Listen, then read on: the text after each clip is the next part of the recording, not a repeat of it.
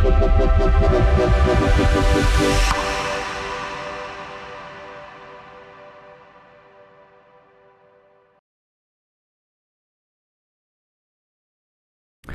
tarde a todos, bem-vindos ao nosso segundo painel sobre Capital Enablers que estamos a realizar no âmbito do levantamento que fizemos sobre o ecossistema empreendedor em Portugal. Já tivemos um primeiro painel sobre talento e conhecimento.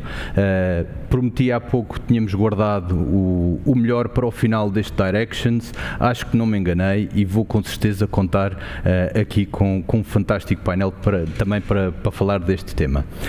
Antes de vos passar a palavra e de vos pedir que se apresentem telegraficamente, por favor, que falam infinitamente melhor do que eu, apenas em termos de tema do painel, a ideia não é tratarmos só o capital enquanto dinheiro, mas tratarmos também o capital enquanto smart money, ou seja, o que é que pode vir mais além do dinheiro, seja numa perspectiva de experiência, a vossa experiência corporativa, e portanto a minha sugestão em termos da vossa ordem de temas para falarmos hoje seria as vossas observações, o que veem na vossa casa e se eventualmente quiserem fazer o paralelo com alguma realidade internacional, o que precisamos de fazer para que de facto este ecossistema que temos aqui em Portugal fervilhe e possamos todos beneficiar dessa criação de riqueza.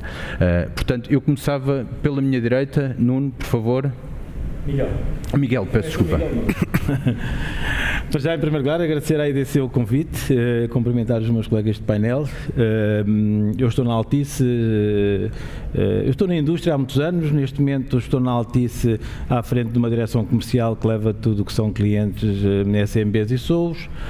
Tenho um percurso de mais de 20 anos na indústria, já fiz tudo um pouco, tanto no segmento empresarial como no segmento de consumo.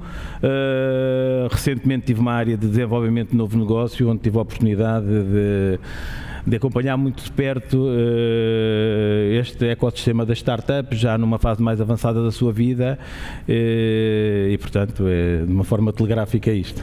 Senhor, a seguir, Nuno. SAP. Olá, boa tarde a todos também.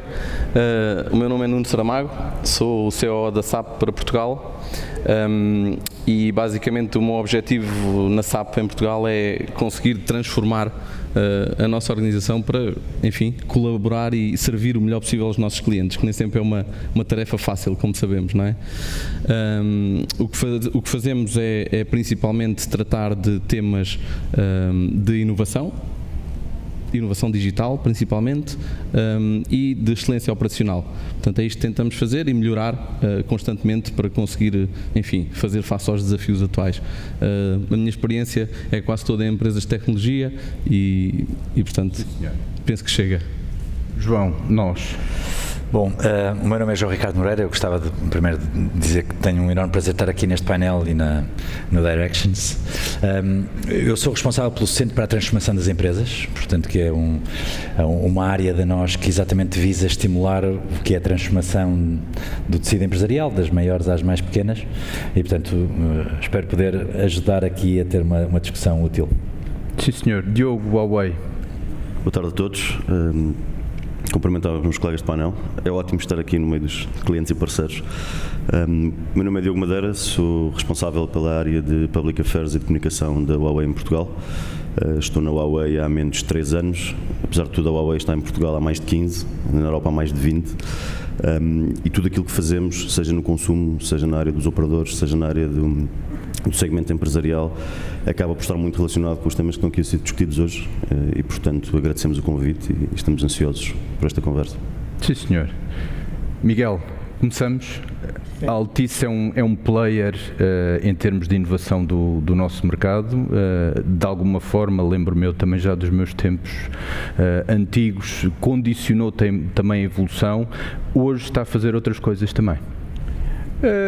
Sim, nós continuamos a investir fortemente em tudo o que são dinâmicas de empreendedorismo e inovação. A Altice tem no seu DNA todas estas valências, tem também um legado que vem de trás da Portugal Telecom, onde sempre se investiu muito em inovação, sempre se apoiou muito o desenvolvimento de empresas que inovavam connosco e que fizeram história connosco. Hoje continuamos a apostar neste ecossistema, continuamos com um programa de apoio a startups, mais numa lógica de enablers, proporcionando às startups, eu diria que a ligação ao mundo real, seja dando a possibilidade a estas empresas de colaborarem connosco e terem acesso nas suas fases, na sua fase mais inicial, tudo o que são as nossas áreas de inovação, mais propriamente na Altice Labs, e depois há toda aqui uma coordenação entre as áreas de desenvolvimento de produto, de gestão de produto, canais comerciais, para proporcionar esta ligação das startups, que funcionam muito num ambiente, diria que de laboratório, trazê-las para o mundo real, através da forte presença que nós temos no mercado, da dimensão que o Grupo Altice tem e que pode dar a estas empresas, nomeadamente na internalização que podemos proporcionar a estas empresas. Aí temos muitos casos de sucesso e vamos continuar a ter, e portanto há de ser sempre uma área de aposta do grupo. Sim, senhor, muito bem. Nuno, que faz a SAP em termos de tentar também complementar esta valência da parte smart e do próprio, e de como ir ajudar o mercado a puxar por esta faceta de desenvolvimento? Pedro, nós temos várias, digamos assim, várias iniciativas de inovação. Temos uma, que descrevo-vos primeiro, que se chama Sapphire Ventures, que é basicamente um fundo que gera cerca de 7 bilhões de dólares a nível global, obviamente, e que ajuda startups numa fase já de scale-up e de, digamos assim, monetização. E eu diria que aí onde a SAP pode ajudar, respondendo à pergunta, é principalmente na inserção destas startups nas 25 indústrias onde nós funcionamos. Portanto, nós temos um portfólio considerável, digamos assim, de funcionalidade muito específica de cada uma das indústrias e, portanto, conseguimos dar essa ajuda de conseguir perceber onde é que existem os gaps, onde é que há white spaces e tentar, perdoem os estrangeirismos, e tentar ajudar as startups a posicionarem-se exatamente aí onde faz falta nova funcionalidade. Portanto, a Sapphire Ventures ocupa-se muito desse tema. Vamos ajudar as startups a posicionarem-se no mercado logo, em sítios onde haja potencial de rentabilização. E depois temos uma outra iniciativa que se chama SAP.io, e esta SAP.io já trata daquilo que nós chamamos foundries. Estas foundries organizam cohorts, portanto estes grupos de interesse, e aí dão toda uma ajuda já a todo o ciclo que é necessário observar na equação toda da startup, não é? Desde a ideação, até que ponto aquela ideia é desejável em business to consumer ou business to business, até depois também à parte de comercialização. Mas na SAP.io fazemos-lo num âmbito mais generalista, digamos assim, e não tanto de gestão de fundos. Mas eu diria que também é muito interessante pelo ecossistema de startups que gira à volta disso. Tentando trazer aqui para Portugal, não é? Que acho que é o que mais nos interessa. Se nós olharmos para o estudo que o Gabriel apresentou há pouco, Portugal, em termos de investimento em startups, estamos em número 17, 30 países na Europa. Eu acho que as multinacionais podem ser aqui também uma alternativa onde ir buscar estes programas e aproveitar estas, digamos assim, valências para Portugal. Até porque, se virmos no estudo também, há uma quantidade de novas empresas a abrirem centros de desenvolvimento cá, a fazerem centros de nearshore, a recrutar gente, o que é uma dificuldade, não é? Precisamos de mais talento, mas por outro lado penso que podemos aproveitar também este corporate capital, não é? Para Portugal. Muito bem. João, penso que cola bem também com a vossa atividade, não? Sem dúvida. Nós, enfim, somos vistos muitas vezes como um operador de comunicações, não é que não o sejamos, mas a verdade é que somos cada vez mais um player da IT, portanto, que tira, enfim, detém e opera ativos tecnológicos, data centers, com a integração de clouds públicas, mas eu diria que não é propriamente no layer da tecnologia. Gosto até de dizer que tecnologia está o inferno cheio, cheio, quer dizer, não é propriamente por falta de tecnologia que as empresas não avançam, é exatamente no cruzamento de uma experiência de mercado com grandes projetos que, tudo bem, possam ter a base tecnológica, que exatamente este valor se cria. Muitas das conversas que temos, e portanto com startups que nos procuram ou startups que nós procuramos, as discussões são muitas vezes discussões de mercado, de adequação da proposta de valor a este mercado. Muitas vezes a passagem do PowerPoint, se nós quisermos, para a realidade do mercado é muitas vezes o processo onde nós podemos acrescentar mais valor. A expressão do Smart Money é particularmente feliz, porque também se poderia dizer que hoje em dia o capital é relativamente abundante, portanto, quase uma commodity. A questão é em que medida é que um investidor pode, para lá do dinheiro, poder efetivamente trazer acoplado esse conhecimento do mercado, das funções mais comerciais e de marketing, de operações, da logística, que efetivamente possa acrescentar valor a esses projetos que muitas vezes são um pouco mais naif. O Fundo Nós 5G é um exemplo concreto disso, onde a nós materializa num fundo uma aposta, portanto, de pôr o dinheiro onde temos a boca, onde temos a nossa prioridade estratégica, e acaba por ser uma forma de, muitas vezes, de precisamente juntar o dinheiro e o capital que está disponível para investimento ao conhecimento de quem vive este mercado e, portanto, o conhece, e fazer de Portugal um test market, um mercado de teste para uma ambição global é claramente aquilo que as startups precisam. E feito esse multiplicador até sobre o próprio capital. Como é evidente, e nós, se pensarmos, temos um país com talento, com uma boa academia, que forma profissionais de grande qualidade. O gap estará mais na capacidade de esse talento organizado em projetos ou em empresas poder criar valor no mercado. Portanto, é mais na ponta final da cadeia de valor que nós, como país, temos mais a melhorar e, da minha perspectiva, onde o ecossistema mais tem de investir, porque não é nas bases tecnológicas, nas ideias de negócio e nas propostas de valor, é muitas vezes na interação com o mercado. Go to market. Diogo, e que diz a Huawei destes temas? Bem, se calhar vou começar do global para o local. Smart Money, para nós, é gastar 10 a 15% do total revenue todos os anos em investigação e desenvolvimento. Isto quando falamos de uma empresa que fatura 123 bi, a escala da dimensão, nós temos cerca de 200 mil pessoas no mundo inteiro, cerca de 100 mil trabalham em investigação e desenvolvimento. E, portanto, essa é claramente a força motriz da empresa, que começou também ela um bocadinho como uma startup. Ou seja, esse ADN é algo que nós temos e nós, enquanto Huawei Portugal, o nosso papel é muito olhar para dentro e perceber como é que nós podemos pegar em toda essa inovação, trazer para cá e usá-la para acelerar também um bocadinho aquilo que está a ser feito cá. E o João estava a dizer há pouco a questão da interseção entre a academia e as empresas. Uma das formas que nós encontramos para fazer isso foi, primeiro, não assumir que o podemos fazer sozinhos, e temos sempre uma lógica colaborativa na forma como empacotamos aquilo que trazemos em termos de apoio à inovação.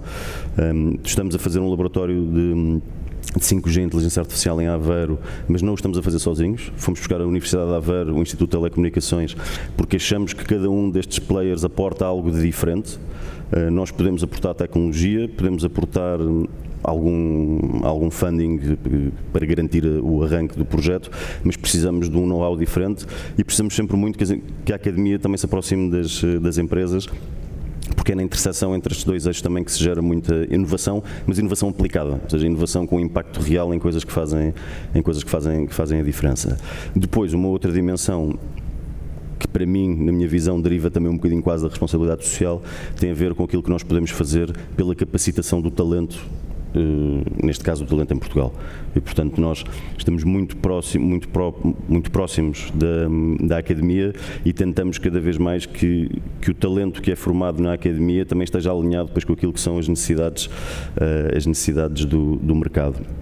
a questão do capital que estamos aqui a falar, a frase não é minha, mas o capital é como a água, dirige-se para onde encontra menos resistência. Ou seja, o João estava a dizer que hoje em dia temos abundância de capital, é verdade, mas se não estivermos, ou se nós só olharmos para a discussão do capital sem olhar para as outras faces do hexágono que foi apresentado aqui hoje no estudo da IDC, estamos a trabalhar numa ótica de silos e esquecemos cá todo um ecossistema à volta da questão do capital e que tem impactos diretos com isso. Com certeza vamos poder falar sobre isso mais à frente. Sim, senhor. Miguel, conheço eu e lembro-me de alguns programas da Altice também à volta de inovação, até mais numa perspectiva de concurso e de juntar e tentar construir oferta conjunta à volta do tema, que de alguma forma também depois aporte valor à própria empresa. Isto mantém-se. Eu julgo que ainda somos o concurso que dá o maior prémio em cash para premiar empreendedorismo e inovação, e refiro-me ao International Altice Awards. Vamos manter esse programa em conjunto com um programa anual que vai acontecer, salvo erro, na próxima semana, o nosso IoT Challenge, onde convidamos uma série de empresas a apresentar os seus projetos, damos-lhes todas as condições para poderem desenvolver as suas propostas, dando acesso aos nossos laboratórios da IoT, dando acesso à nossa engenharia e a tudo o que são os ambientes que conseguimos recriar dentro da nossa infraestrutura. Estes programas vão se manter, fico satisfeito de ver que há aqui um alinhamento grande entre todos nós, que é, isto não é para ser PowerPointware, isto no final do dia tem que acontecer alguma coisa, e eu, devido à minha função, até neste momento e num passado recente, vejo que efetivamente estes programas são consequentes, ou seja, há uma série de produtos e de serviços, de coisas inovadoras que saem dali para o mundo real e que hoje fazem parte do nosso portfólio, fazem parte dos pitches dos nossos comerciais e já são produtos que têm uma contribuição interessante no nosso mix de receitas, sobretudo nesta componente de produtos fora do pão com manteiga ou fora do telco. E, portanto, é com agrado que vejo que isto é efetivamente um investimento, nós temos este retorno, as startups também têm este retorno, já nem são startups. Esta semana, por exemplo, recebi um telefonema de um parceiro nosso que eu vi nascer e que está neste momento, ele veio-me comunicar que dentro em breve poderá ser ele a sair, a empresa vai se manter, mas vai ter um fundo, já arranjaram um fundo que vai fazer um investimento na organização. Eles já voam a uma altitude altíssima, sozinhos, não são exclusivos a trabalhar com o grupo, já trabalham não só com a Altice, mas aqui em Portugal com outras e até com outros operadores, e internacionalmente também conseguiram encontrar o seu espaço, e tenho seguramente certeza de que, se não fosse por nosso intermédio, se não fosse por via destes programas, teriam alguma dificuldade em chegar ao ponto a que conseguiram chegar, e portanto isto são áreas de aposta que nós vamos continuar a investir, e eu, quando digo investir, é porque efetivamente depois também temos retorno nisto. E diferencia-vos? E diferencia-nos, seguramente. Seguramente. Nuno, queres dar um bocadinho a perspectiva? Eu conheço alguns dos programas do mercado, há muito a tendência de os organizar à volta daquilo que é um braço puramente financeiro de capital, como referias, e depois um braço também de go-to-market, o próprio João falou nisso, onde acaba por se conseguir retirar muito mais valor. O negócio no primeiro braço é um negócio financeiro, o negócio no segundo braço já é completamente diferente. Diferenciação, como falávamos, joint go-to-market, propostas de valor diferentes, etc. por aí fora.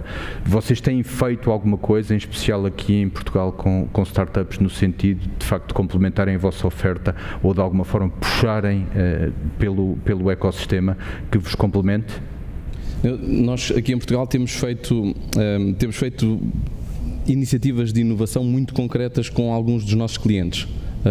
E nos últimos anos temos feito isso com tecnologias emergentes de retorno exponencial, em que nós, juntamente com algum parceiro, vamos a um caso cliente no específico, resolvemos, implementamos, pode ir para produtivo ou não, mas lá está, isto não... isto é, digamos assim, co-inovação pontual e que é feita com os clientes e não propriamente com startups. No entanto, e aqui há um tema muito importante no estudo, que é, em Portugal, tipicamente as startups, by design, estão feitas para a internacionalização, dado o nosso mercado ser tão pequeno. E isso, nas inovações que nós fizemos com esses clientes e em alguns dos programas que nós temos, como eu falava há pouco do nosso SAP.io, com os foundries, é muito interessante ter esse tipo de iniciativas em Portugal, porque podemos aproveitá-las rapidamente e até nós, como subsidiária, dentro da SAP, promover essas iniciativas. Mas tenho que ser sincero que nesse tema do Foundries ainda temos muito a fazer em Portugal e que foi para nós também muito importante dentro da SAP, a partir do momento em que passámos a ter o Web Summit cá, porque tivemos cá vários executivos, este ano vamos voltar a ter, e que nos têm ajudado a dar visibilidade internamente que podemos fazê-lo em Portugal e que aqui é um bom ecossistema para startups. Portanto, eu diria que sim, temos esses programas, mas ainda há muito para fazer e acho que tem que se dizer com frontalidade com esses programas aqui em Portugal.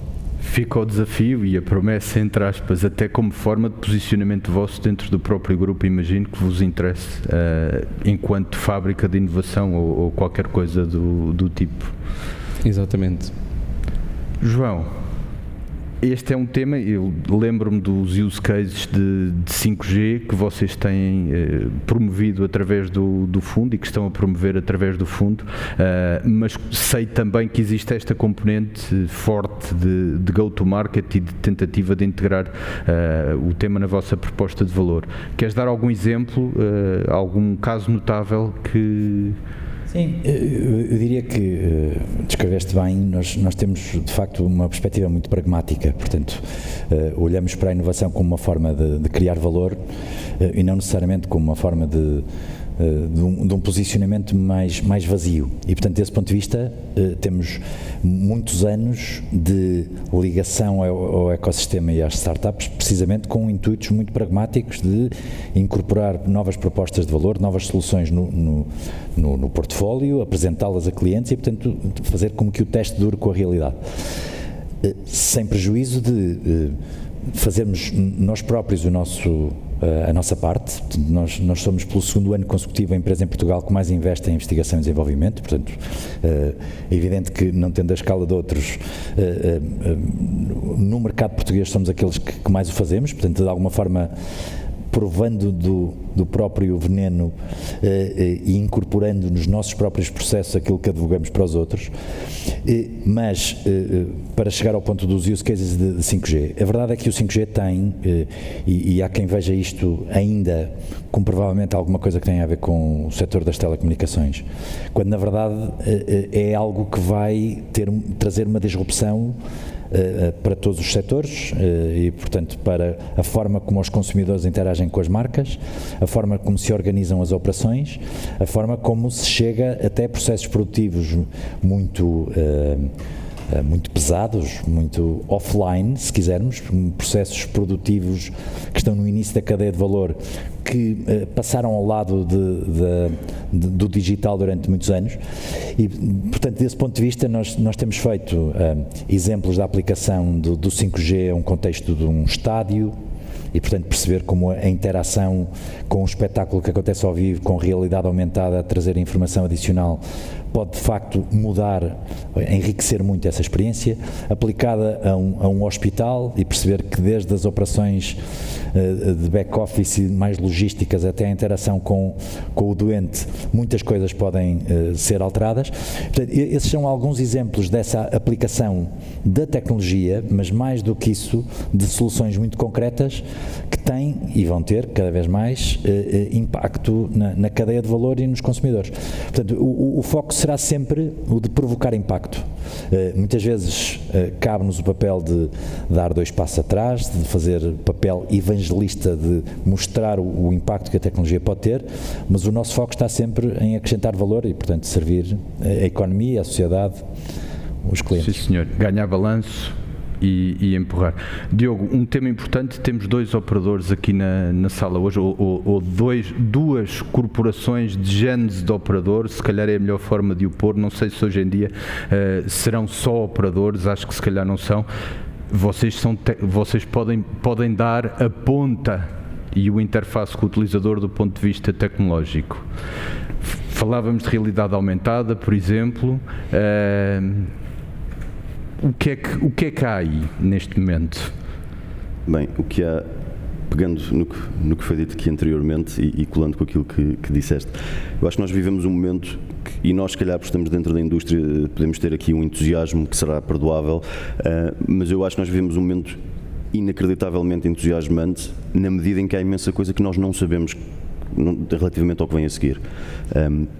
O 5G de que falámos aqui não é mais do que uma plataforma que, combinada com outras tecnologias, como realidade aumentada, como Big Data, como o que for, vai potenciar o surgimento de um conjunto de novas camadas de inovação, algumas delas que nós temos a certeza que hoje, se calhar, ainda não conseguimos antecipar. As anteriores gerações de comunicações móveis potenciaram um conjunto de novas indústrias, novos negócios, muitas startups que hoje em dia se calhar são algumas das maiores empresas do mundo e que introduziram disrupção em indústrias e criaram novos segmentos e novas categorias, se calhar não existiriam sem a existência desta plataforma e, portanto, isto é um momento, nesse aspecto, único, de certa forma, que a nós nos entusiasma bastante. Tanto do ponto de vista na dimensão do entretenimento, como o João falou aqui em alguns casos, como, por exemplo, também na indústria. E a velocidade de inovação a que as indústrias vão acelerar vai ser entusiasmante, por outros assustadora. Isso levanta-nos outras questões, nomeadamente no campo das startups. Nós falamos muito na questão